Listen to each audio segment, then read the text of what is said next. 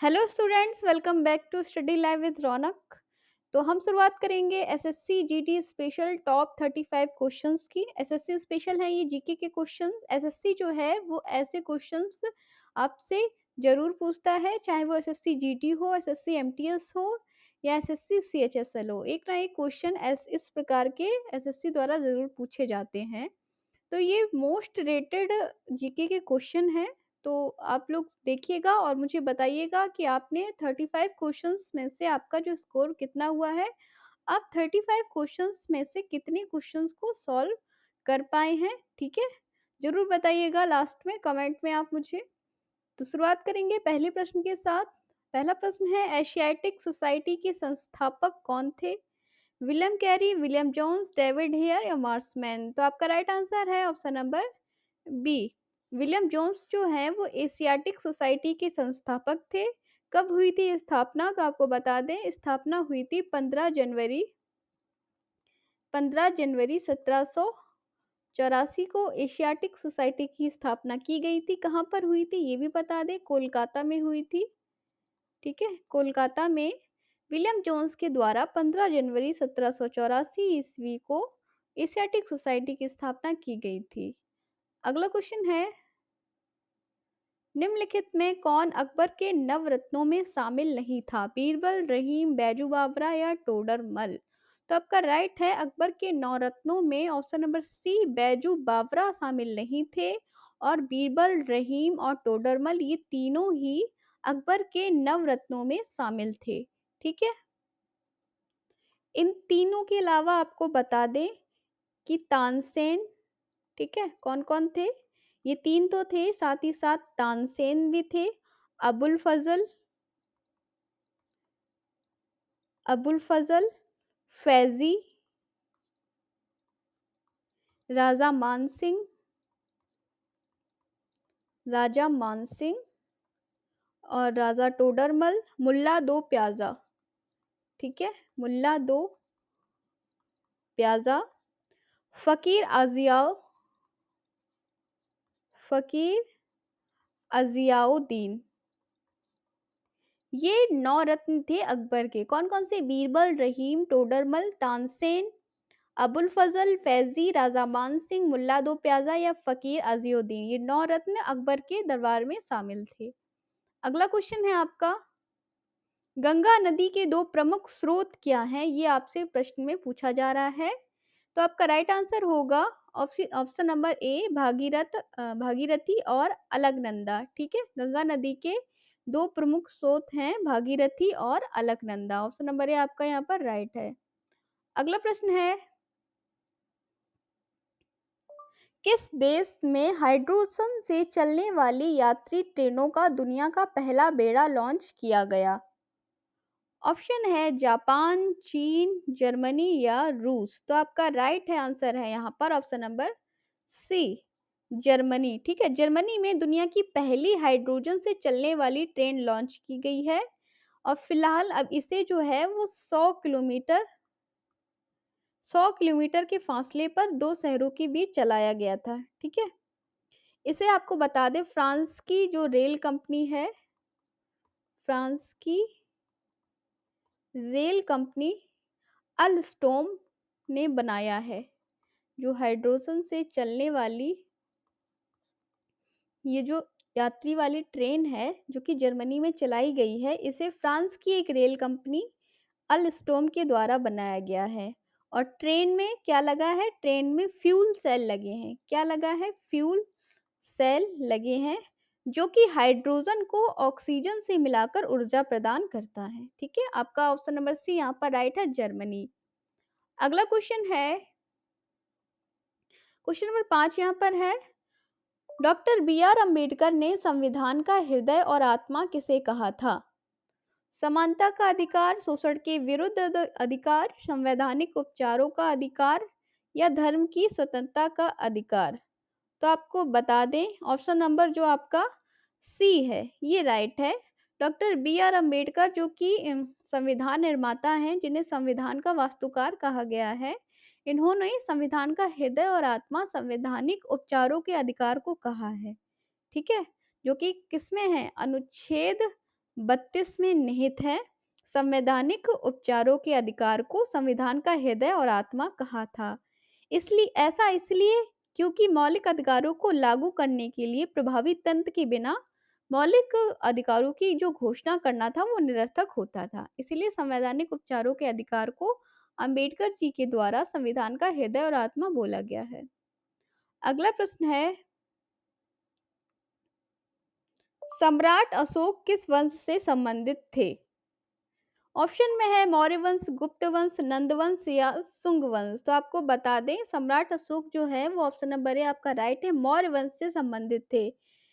किस वंश से?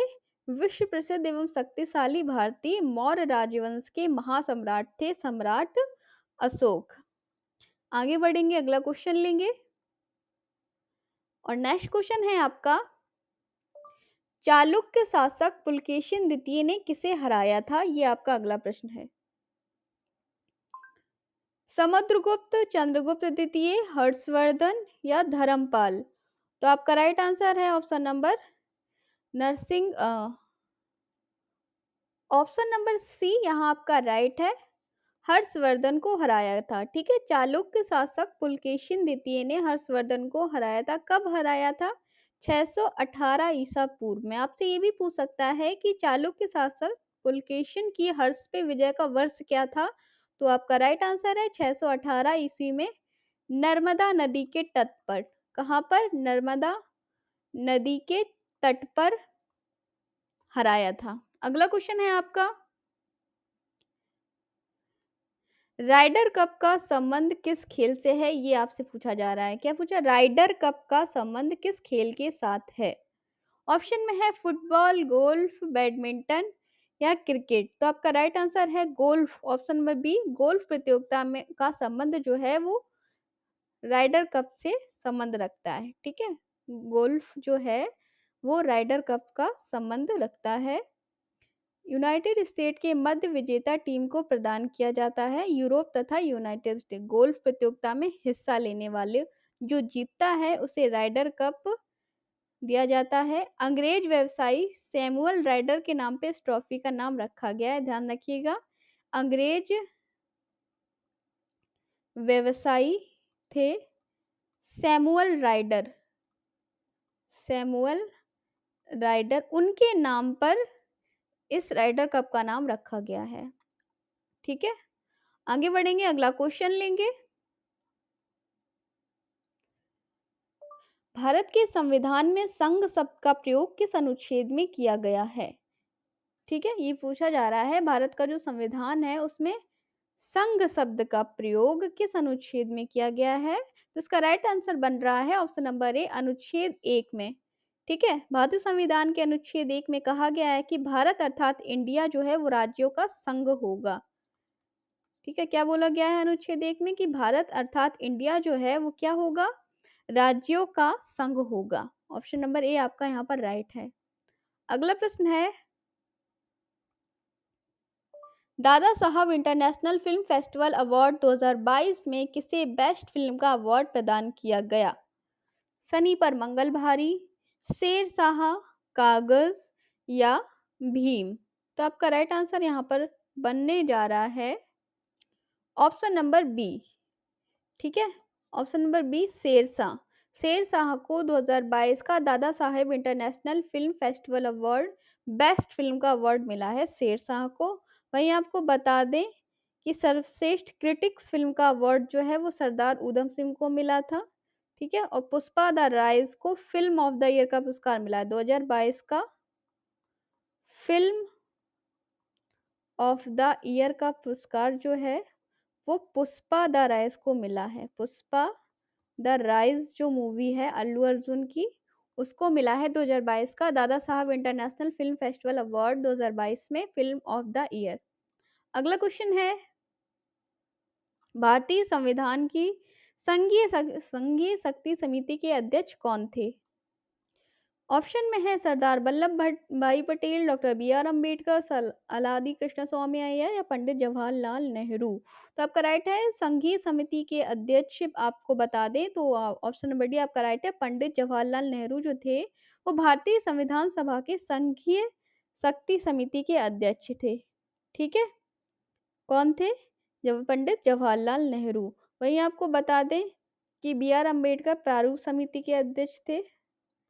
प्रारूप समिति के अध्यक्ष थे। ठीक है, डॉक्टर बी आर अम्बेडकर जो थे वो प्रारूप समिति के अध्यक्ष थे। अगला क्वेश्चन है आपका, जहांगीर के दरबार में ब्रिटिश शासक जेम्स प्रथम का राजदूत कौन था? रॉल्फ फिंच, प्रीटा डेला वेला, एडवर्ड टेरी या विलियम हॉकिंस? तो आपका जो राइट आंसर है वो हो जाएगा William Hawkins. Option number D आपका राइट है। विलियम हॉकिंस जो था वो जहांगीर के दरबार में ब्रिटिश शासक जेम्स प्रथम का राजदूत था। ठीक है, वो 1608 से लेके 1611 ईस्वी के मध्य आया था जहांगीर के दरबार में। नेक्स्ट क्वेश्चन है, चंबल नदी पे स्थित जलाशय को किस नाम से जाना जाता है? ये आपसे पूछा जा रहा है। ऑप्शन में है गांधी सागर, निजाम सागर, मही सागर या गोविंद सागर। ऑप्शन नंबर ए आपका राइट है, गांधी सागर। ठीक है, गांधी सागर जलाशय के नाम से जाना जाता है चंबल नदी पर स्थित जो जलाशय है उससे। नेक्स्ट क्वेश्चन है आपका, अभिनव भारत का संस्थापक कौन था? रास बिहारी, चंद्रशेखर आजाद, रामप्रसाद बिस्मिल या वीर सावरकर? तो आपको बता दें अभिनव भारत समिति या यंग इंडिया सोसाइटी जिसे भी बोला जाता था, तो इसका राइट आंसर है option number D, Veer Savarkar द्वारा इसकी स्थापना की गई थी। और प्लस इनके भाई वीर सावरकर और गणेश दामोदर सावरकर, गणेश दामोदर सावरकर और विनायक दामोदर सावरकर, इन दो भाइयों ने मिलकर अभिनव भारत यानी यंग इंडिया सोसाइटी की स्थापना 1904 में की थी। ठीक है, ये एक गुप्त समाज था। कैसा था? एक गुप्त सोसाइटी थी, गुप्त समाज था जिसका संचालन बहुत ही गुप्त तरीके से किया जाता था। अगला क्वेश्चन है आपका, भारतीय संविधान के अनुच्छेद 21 में निम्नलिखित में से किस अधिनियम का उल्लेख किया गया है? शिक्षा का अधिकार, सूचना का अधिकार, लोक प्रतिनिधित्व या धर्म की स्वतंत्रता का अधिकार? तो अगर बात कर रहे हैं हम अनुच्छेद 21 ए की, तो इसमें आपका ऑप्शन नंबर ए शिक्षा का अधिकार होता है। ठीक है, 6 से 14 वर्ष तक के बच्चों के लिए निःशुल्क शिक्षा इस अनुच्छेद में है। ठीक है, ऑप्शन नंबर ए आपका राइट है, शिक्षा का अधिकार। अगला क्वेश्चन है, भारत में सबसे अधिक आर्द्र भूमि रामसर साइट किस राज्य में है? ऑप्शन में है तमिलनाडु, पंजाब, उत्तर प्रदेश या ओडिशा। तो आपको बता दें सबसे अधिक रामसर साइट यानी आर्द्र भूमि जो है वो आपका ऑप्शन नंबर ए राइट है, तमिलनाडु में पड़ती है। ठीक है, कितनी है? तमिलनाडु में पड़ती है सबसे अधिक। कितनी है? 14। 14 रामसर साइट जो है वो तमिलनाडु में है। इसके बाद उत्तर प्रदेश का नंबर आता है, उसमें 10 है। ठीक है, ऑप्शन नंबर ए आपका यहाँ पर राइट है। अगला क्वेश्चन है, ओलंपिक 2024 का आयोजन कहाँ किए जाने की घोषणा की गई है? ऑप्शन में है जापान, फ्रांस, इंग्लैंड या ऑस्ट्रेलिया। तो आपका राइट आंसर है ऑप्शन नंबर बी, फ्रांस। ठीक है, 2024 में जो ग्रीष्मकालीन ओलंपिक होंगे उसका आयोजन जो है फ्रांस के फ्रांस की राजधानी है क्या है? पेरिस में होंगे। ठीक है, ऐसा होगा जब तीसरी बार ये आयोजन जो है वो पेरिस में होंगे। ठीक है, तीसरी बार 2024 में आयोजन फ्रांस की राजधानी पेरिस में किए जाएंगे। अगला क्वेश्चन है आपका, भारतीय संविधान की प्रस्तावना में धर्मनिरपेक्ष शब्द किस संशोधन द्वारा जोड़ा गया है?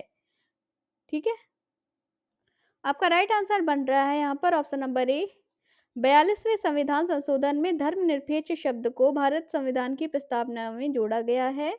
सन 1976 में जो 42वां संविधान संशोधन हुआ था, उस संशोधन में समाजवादी, धर्मनिरपेक्ष और अखंडता को जोड़ा गया था। धर्मनिरपेक्ष के साथ साथ दो शब्द और हैं, एक है आपका समाजवादी और एक है आपका अखंडता। इन 3 शब्दों को 1976 के जो 42वें संविधान संशोधन में इन तीनों शब्दों को जोड़ा गया है भारतीय संविधान की प्रस्तावना में। अगला प्रश्न है आपका, किसे लाख बख्श के नाम से भी जाना जाता है? इल्तुतमिश, बलबन, मोहम्मद बिन तुगलक या कुतुबुद्दीन ऐबक? तो आपका राइट आंसर है option number D, Qutubuddin Aibak को। ठीक है, कुतुबुद्दीन ऐबक को लाख बख्श की उपाधि दी गई थी। ठीक है, लाख बख्श की जो उपाधि है वो किसे दी गई थी? कुतुबुद्दीन ऐबक को दी गई थी, क्योंकि वो जो था वो गरीब लोग जो थे उनकी हेल्प भी करता था। इस नाम से लाक्ष्बक के नाम से जाना जाता था कुतुबुद्दीन ऐबक को, उनकी उदारता के लिए। ठीक है, अगला क्वेश्चन है, म्यांमार की मुद्रा क्या है? Myanmar riyal, Myanmar dong, Myanmar kyat या म्यांमार रिंगिट? तो आपका राइट आंसर है म्यांमार की मुद्रा जो होती है option number C, Myanmar kyat. क्या है? म्यांमार की मुद्रा है, क्या है? Myanmar kyat. वहीं अगर हम म्यांमार की राजधानी की बात करें तो इसकी राजधानी है नायपीडा। नायपीडा, नायपीडा जो है क्या है? राजधानी है म्यांमार की। ठीक है, और राजभाषा है बर्मी, बर्मा भी बोल सकते हैं इसे, बर्मा, नायपीडा, बर्मा। अगला क्वेश्चन है, अकबर के दरबार में आने वाला पहला अंग्रेज व्यक्ति कौन था? ये आपसे क्वेश्चन में पूछा जा रहा है। क्या पूछा जा रहा है? अकबर के दरबार में आने वाला पहला अंग्रेज व्यक्ति था sir Thomas Roe, captain John Hawkins, Peter Mundy या रॉल्फ फिच? तो आपका राइट आंसर है option number D, Ralph Fitch. Ralph Fitch जो था वो अकबर के दरबार में आने वाला पहला अंग्रेज व्यक्ति था। उन्होंने 1585 ईस्वी में अकबर के दरबार का दौरा किया था। ठीक है, कब? वह एक अंग्रेज व्यापारी और यात्री था जिसने 1585 ईस्वी में अकबर के दरबार का दौरा किया था, जो कि पहला अंग्रेज व्यक्ति था। अगला क्वेश्चन है, रविन्द्रनाथ टैगोर ने गांधी जी के द्वारा संचालित किए गए निम्नलिखित में से किस आंदोलन का विरोध किया? असहयोग आंदोलन, खिलाफत आंदोलन, सविनय अवज्ञा आंदोलन या चंपारण सत्याग्रह? तो रविन्द्रनाथ टैगोर के द्वारा ऑप्शन नंबर ए आपका राइट है, असहयोग आंदोलन का विरोध किया गया। ठीक है,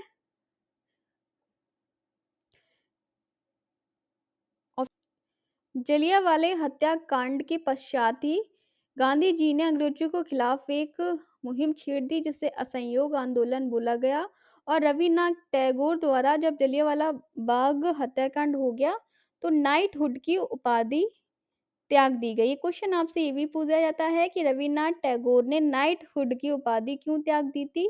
तो जलियांवाला बाग हत्याकांड की वजह से उन्हें जो उपाधि नाइटहुड की दी गई थी वो उन्होंने त्याग दी थी। अगला क्वेश्चन है,